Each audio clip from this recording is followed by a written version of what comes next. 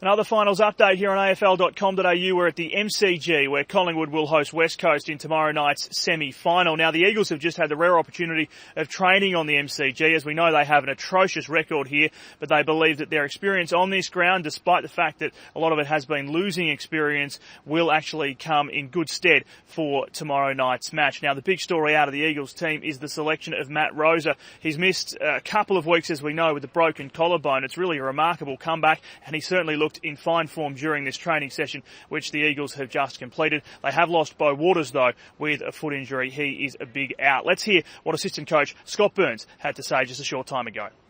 Scott, Matt Rosa looked pretty good out there. He's right to go? Yeah, no, he's done well. We had a pretty solid session with him in midweek with tackling and bumping, so he got through that fine, and he's looking really good. The collarbone can be a sensitive injury, though. Are you worried about him potentially being targeted?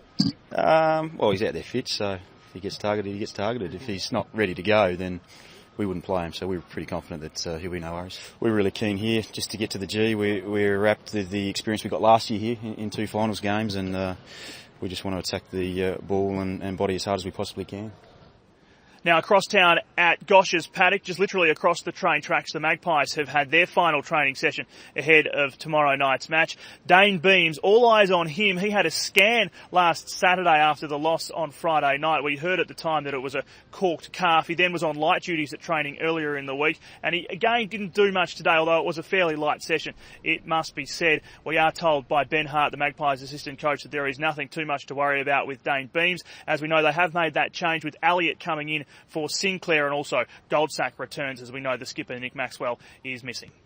He can provide us with an aerial threat up forward, but also his pace and defensive pressure. So we're looking for the same from Elliott when he comes in. Benny Sinclair's probably unlucky, and you look at it, he did a good job last week on Birchall, but we've gone with Elliott this week. No concerns. Both those guys, I think Thomas was the other one, and Beams, they're fit and ready to go. It was more precautionary, and at this time of the year, you're not going to get any fitter by doing a session. It's more about getting them through and making sure that they're right to go come the game.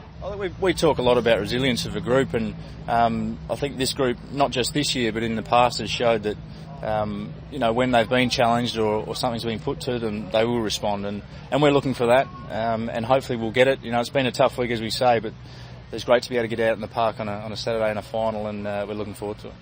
One other storyline worth talking about in terms of this match is whether or not Chris Tarrant might be on target duty tomorrow night. Now, Nick Natanui has been mentioned as perhaps one man who might face some rough and tumble from Chris Tarrant. Let's listen again.